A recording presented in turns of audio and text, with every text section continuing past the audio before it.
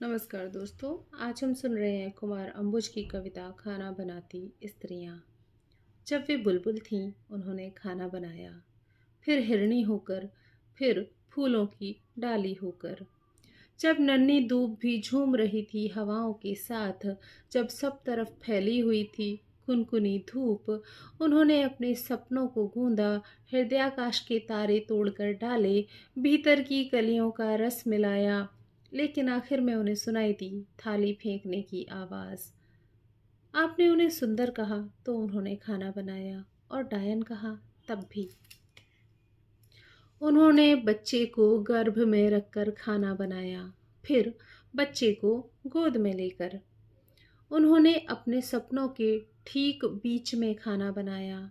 तुम्हारे सपनों में भी वे बनाती रहीं खाना। पहले तनवंगी थी तो खाना बनाया, फिर बेडौल होकर। वे समुद्रों से नहाकर लौटी तो खाना बनाया, सितारों को छूकर आईं तब भी।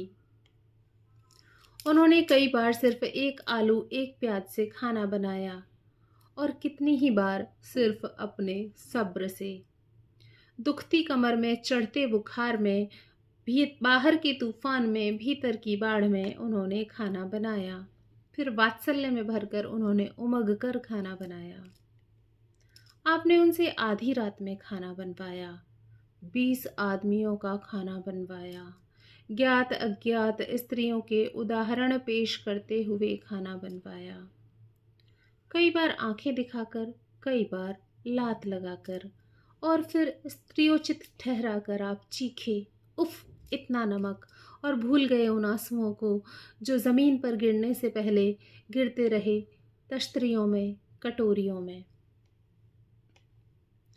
कभी उनका पूरा सप्ताह इस खुशी में गुजर गया कि पिछले बुधवार बिना चीखे चिल्लाए खा लिया गया था खाना, कि परसों 2 बार वाह वाह मिली उस अतिथि का शुक्रिया जिसने भरपेट खाया और धन्यवाद किया, और उसका भी जिसने अभिनय के साथ ही सही हाथ में कौर लेते ही तारीफ की।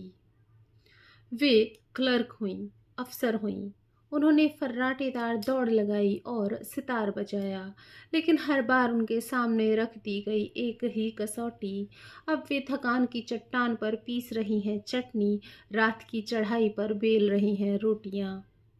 उनके गले से, पीठ से, उनके अंधेरों से रिस रहा है पसीना, रेले बह निकले हैं पिंडलियों तक, और वे कह रही हैं यह रोटी लो, यह गर्म है।